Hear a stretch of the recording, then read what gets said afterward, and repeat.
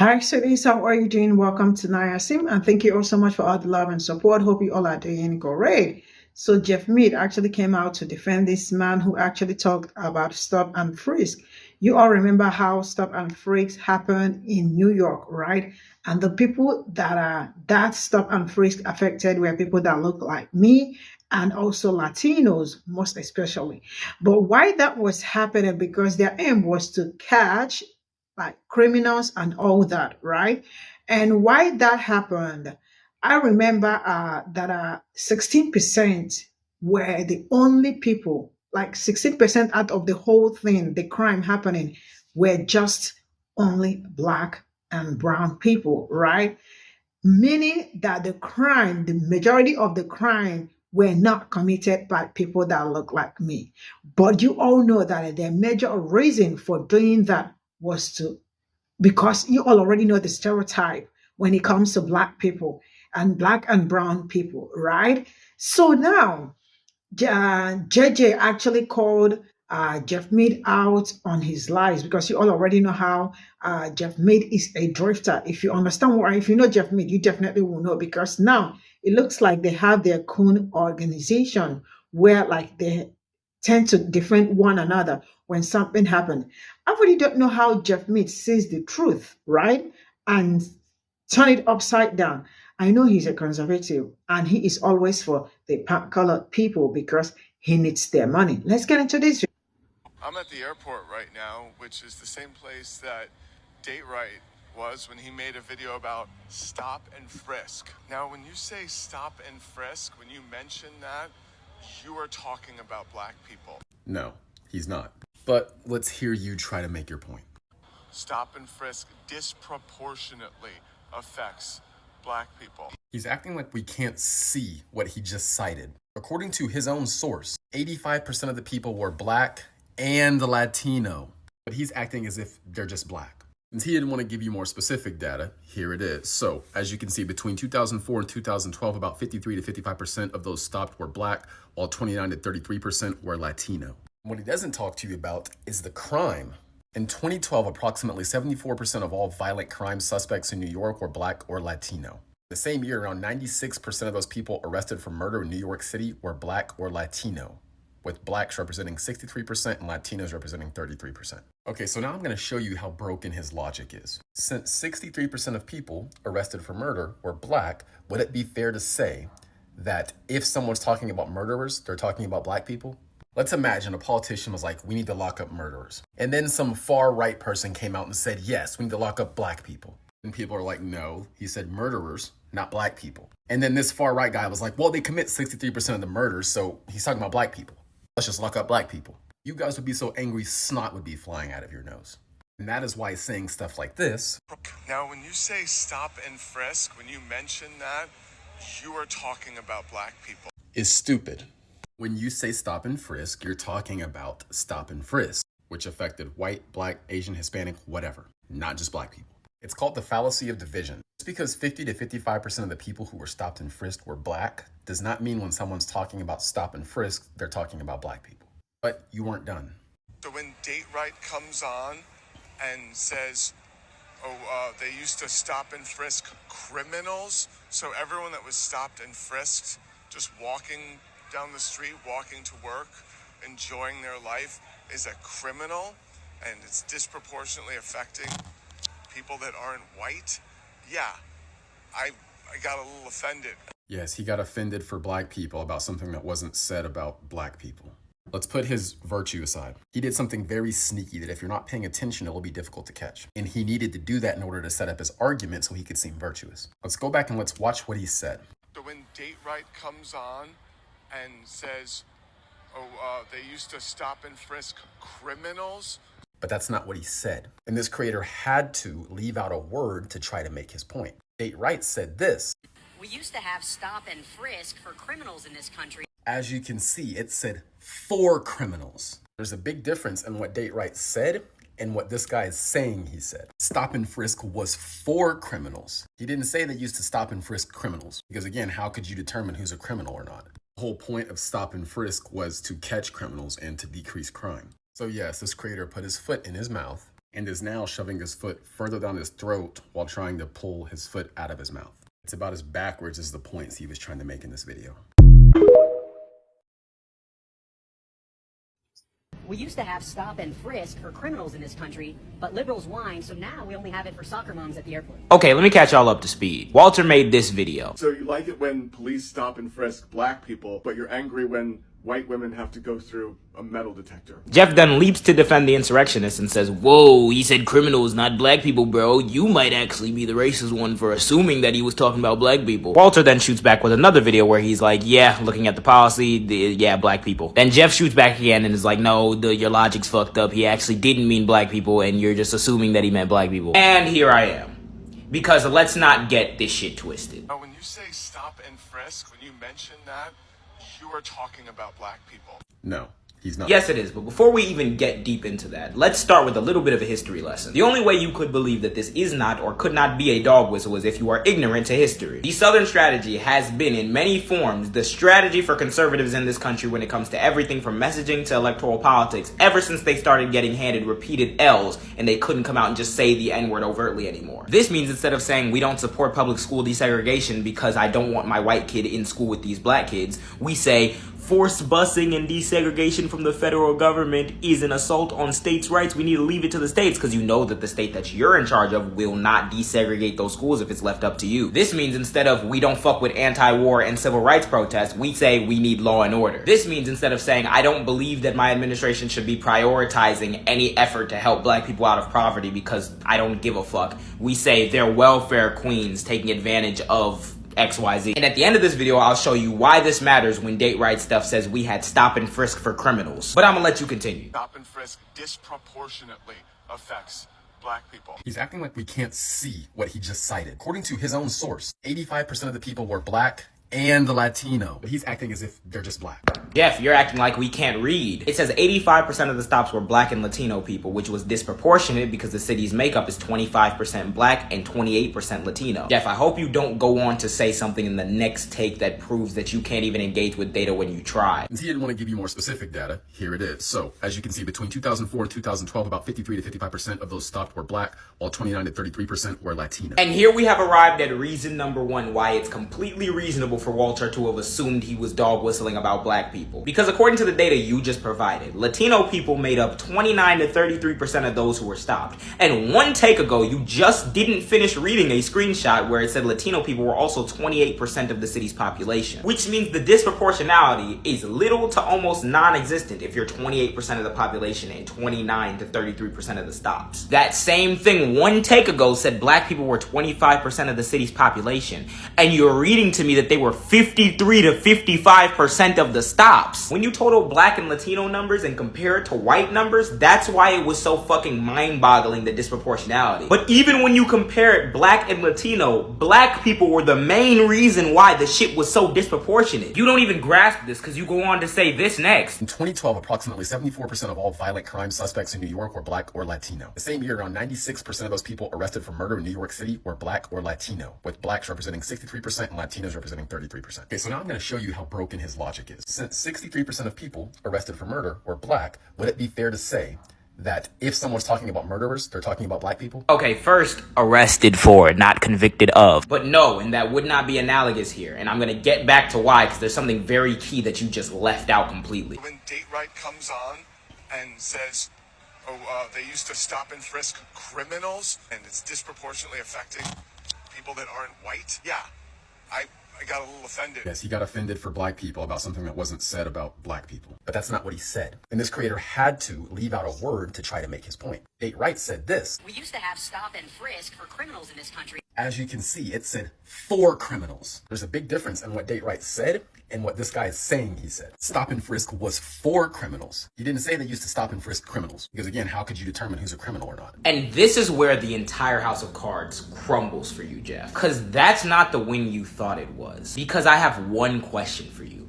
What do you mean stop and frisk was for criminals? Because the big piece of data that you just conveniently left out is that on average from 2002 to 2013, 87.6% of the people stopped by NYPD as a part of stop and frisk were not convicted of a crime. Almost 90% of people stopped during this program were not criminals. Wait, so let's work backwards now. If that's the case, then no, it wouldn't be analogous here if they said 96% of arrests were black people, and when you're saying murderer, you're talking about black people. It would be more analogous if there was some policy that we had called Catch 'em All that was designed to get murderers off the streets. When in reality, all that policy did was stop people who 90% of the time were not murderers and also happen to be disproportionately members of one particular racial demographic. So you coming out in support of that policy as though we need to bring this back because that's when America took shit seriously would be a racist dog whistle. Jeff, let's keep it going and show why your logic is fucking broken. Because think about it. If you're saying that stop and frisk does not just mean black people, because black people were 55% and Latino people were 33%, so actually blah blah blah. Then again, I ask you, how the fuck does stop and frisk mean criminal when 87.6% of the people stopped under stop and frisk were not criminals? By your own logic, stop and frisk never existed for criminals. And in practice, stop and frisk was never for criminals. It was for people who were prejudged to be criminals because of the color of their skin, which was the whole problem with stop and frisk. And this all circles back to the Southern strategy, because instead of date right stuff saying, I prefer when we lived in a country that would just harass black and brown people because I think they're more likely to be criminal, he says we used to have stop and frisk for criminals. When the policy itself failed at its initiatives, disproportionately impacted brown and black people, and did not even get a criminal conviction out of it almost 90% of the time. So exactly what policy did he miss so much that liberals had to complain about that made us a great nation once and now we only got it for women at TSA or some shit? You mean the heavily racist one that disproportionately impacted black people, which is why Walter was like, yeah, you're talking about black people? Bro, even when you try to engage with data and be rhetorically acute and try to throw in the this is this fallacy and try to listen to motherfuckers back and peel it apart like I've done to you a couple times, it's still just thinly disguised bullshit because we actually understand what the effect of this policy was. If you're not gonna ask yourself, the audience should ask themselves why it is you keep getting done like this and why it is those things were left out. While you do that, I'm gonna go eat my supper. Good day. This country, but liberals whine, so now we only have it for soccer moms at the airport. So you like it when police stop and frisk black people, but you're angry when white women have to go through a metal detector. Got it. Notice how he just swapped out criminals for black people as if they're synonyms or interchangeable. Sir, I don't know if you're aware, but those aren't the same thing. Not to mention, there are plenty of races of people who play soccer in the United States. A soccer mom does not have to be white. Notice how this creator said criminals and soccer moms, and this creator said black people and white women. You can't just substitute criminals for black people. I feel like I shouldn't have to say this, but I really feel like old boy eating his cookie here is really telling on himself. And what's even more funny is he does it in a I'm better than you fashion. Like I'm morally superior and I'm a better person while eating that hard ass cookie. Bro, go sit down. We used to have stop and frisk for criminals in this country, but liberals whine, so now we only have it for soccer moms at the airport. Okay, let me catch y'all up to speed. Walter made this video. So you like it when police stop and frisk black people, but you're angry when white women have to go through a metal detector. Jeff then leaps to defend the insurrectionists and says, whoa, he said criminals, not black people, bro. You might actually be the racist one for assuming that he was talking about black people. Walter then shoots back with another video where he's like, yeah, looking at the policy, yeah, black people. Then Jeff shoots back again and is like, no, your logic's fucked up. He actually didn't mean black people and you're just assuming that he meant black people. And here I am. Because let's not get this shit twisted. All right, tough guy. Let's get into it. So we start off by saying, let's not get it twisted. But then we spend the next 5.5 to 6 minutes twisting it, trying to defend an assumption. Okay. Say stop and frisk. When you mention that, you are talking about black people. No, he's not. Yes, it is. No, he's not. Let me save you and me both some time. What JJ is about to do is he's about to talk about the Southern strategy. The Southern strategy was basically a strategy used by Republicans to gain support from racist people in the South, more or less. So Democrats that were kind of disillusioned with the Democratic Party, Republicans would talk more about states' rights, and that would allow these Democratic racist people or these racist people to do what they wanted to do, basically. Like within their state, they could still be racist within their state, have racist policies, do racist things. You get the point. Let's continue. Disproportionately affects black people. He's acting like we can't see what he just cited. According to his own source, 85% of the people were black and the Latino. But he's acting as if they're just black. Jeff, you're acting like we can't read. It says 85% of the stops were black and Latino people, which was disproportionate because the city's makeup is 25% black and 28% Latino. Jeff, I hope you don't go on to say something in the next take that proves that you can't even engage with data when you try. He didn't want to give you more specific data. Here it is. So, as you can see, between 2004 and 2012, about 53 to 55% of those stopped were black, while 29 to 33% were Latino. And here we have arrived at reason number one why it's completely reasonable for Walter to have assumed he was dog whistling about black people. Before we get into that, notice JJ used the word assume. What is the definition right below me of assume? Supposed to be the case without proof. So you and I both know he has no proof behind what he's saying. It's an assumption fueled by broken logic. But go ahead. Black people. Because according to the data you just provided, Latino people made up 29 to 33% of those who were stopped. And one take ago, you just didn't finish reading a screenshot where it said Latino people were also 28% of the city's population. Which means the disproportionality is little to almost non-existent if you're 28% of the population and 29 to 33% of the stops. That same thing one take ago said black people were 25% of the city's population. And you're reading to me that they were 53 to 55% of the stops. Yes. And? Just because black people were disproportionately affected by stop and frisk does not mean when someone says stop and frisk, they're talking about black people. If 53 to 55% of people affected by stop and frisk are black people, that is virtually saying almost half of the people who were affected by stop and frisk were not black. Since this seems to be going over your head, let me give you another example. But first, let's remember, about 25% of the population was black, about 53 to 55% of the people stopped by stop and frisk were black. So it's about double their share of the population. Okay, now for example, let's say 2% of the city was Asian and 10% of the people stopped and frisked were Asian. Would you say when someone's talking about stop and frisk, they're talking about Asian people because Asian people were so disproportionately affected? No, a rational person would not, because 9 out of 10 people in that scenario that were affected by stop and frisk were not Asian. You guys rambling about it being disproportional does not justify saying he's talking about black people when he says stop and frisk. When he's talking about stop and frisk, he's talking about stop and frisk, which was a policy, not a group of people. I've said it before and I will say it again. According to you guys' broken logic, because black people are 13 to 14% of the population and we're convicted for 40 to 50% of the murders, since we're so disproportionately affected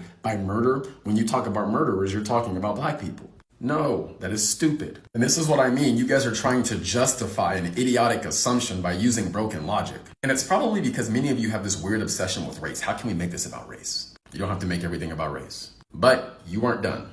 Then again, I ask you, how the fuck does stop and frisk mean criminal when 87.6% of the people stopped under stop and frisk were not criminals? I didn't say stop and frisk means criminal. Was it designed for criminals? Sure.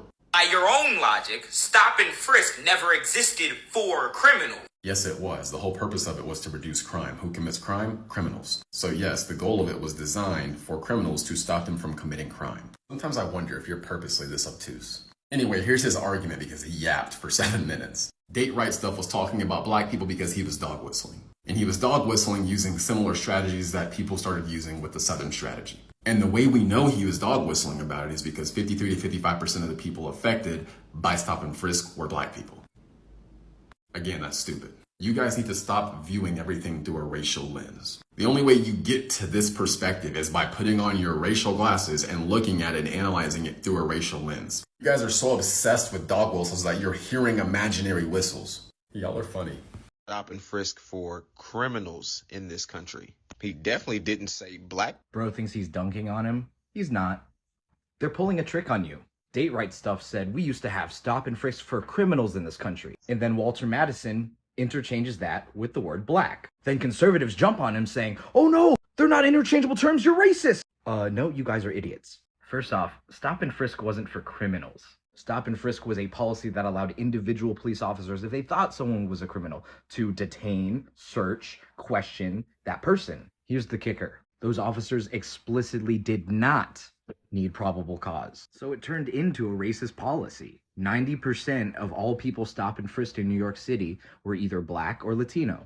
Black and Latino people did not commit 90% of the crimes. But did it reduce crime? According to the NYPD's own data, There were only 16 convictions that were a result of a stop and frisk. Meanwhile, hundreds of thousands of innocent black and brown people were questioned, searched, and detained without probable cause. So when Date Right Stuff says, we used to have stop and frisk for criminals in this country, he means black people and brown people. Because I know he's smart enough to know stop and frisk was not for criminals. It was for people who were suspects based on individual judgment. It is racist. And all the commenters and stitchers of Walter Madison's video, super misguided or willfully ignorant.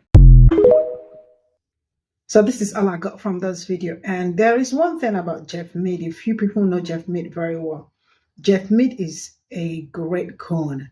And when I mean a great coon, he is completely a coon, right? I don't see how people will say the truth.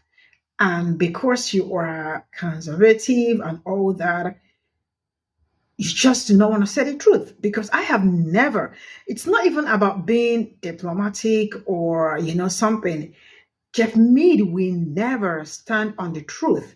I don't know why he is like that, but it is what it is. I mean, in communities, you definitely will see a sellout. And Jeff Mead is one of the greatest sellouts on TikTok. And he is doing it effortlessly well. I mean, just for maybe the money or just to, because he already got the attention from people, right? Now, if you listen to what JJ said and what the Asian guy said, because according to them, what he is saying is that he did not mention that black people. But when you look at it, that thing was designed to probably checkmate, crime and all that, which affected black and brown people. Why it affected black and brown people was because the only people, you already know the stereotype, right? Once they see a black person, there is something going on and you must be searched and all that. But from this data, you definitely will see that according to what the data says, that it is saying that only 16%. So you can imagine 16%, because for them it was like maybe 100%, right? And then only 16% were caught with something after searching and all that, right? Meaning most of the things even happening were not being done by people that look like me or the brown people, because if it's only 16%, then what happened to other percent? So who are the other percent? Now, the truth is that some people are always, especially Jeff Mead, it's not like some people are, Jeff Mead is always ready to defend bullshit. And I don't know why he is like that. How do you defend things like this?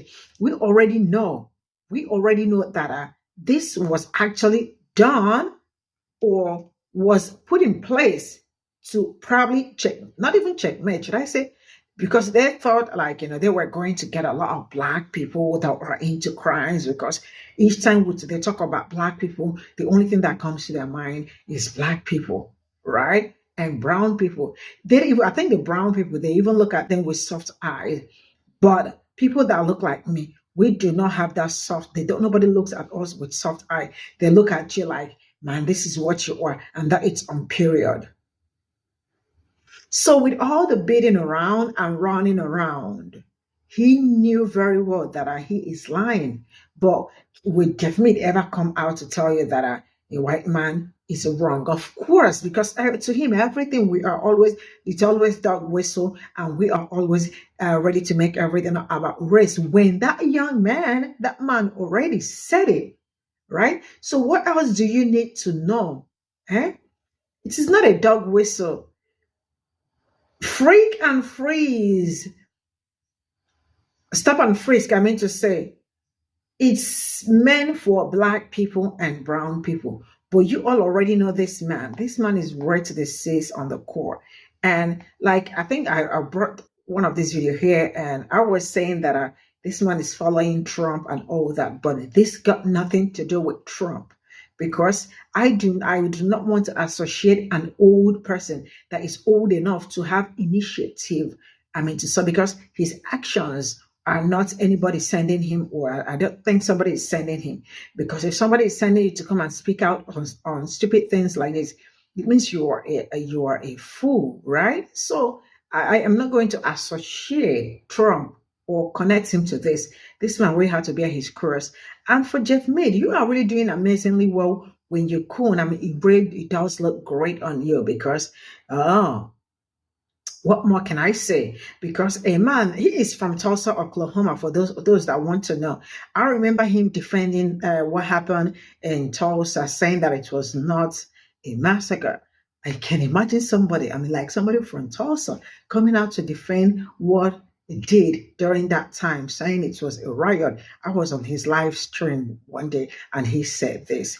But yeah, this is what we get. The truth is that as we keep calling for Black unity and all that, everybody cannot participate. A lot will be out for it. A lot will still not be out for it. But you know what I am running with? I am going to run with the people that are ready to make changes and bring the truth to the light. Because what is the essence of life? I mean, it's really, I don't know how to say it, but it's in kind of so uncool. I mean, very uncool and kind of what other word should I use? It's tacky. Yeah, I think tacky is correct.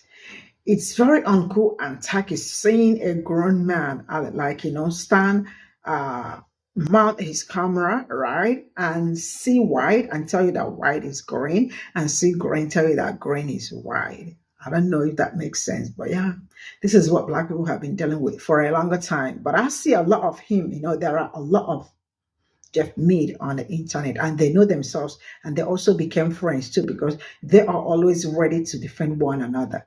Very crazy set of people. See you all in my next video. Bye for now.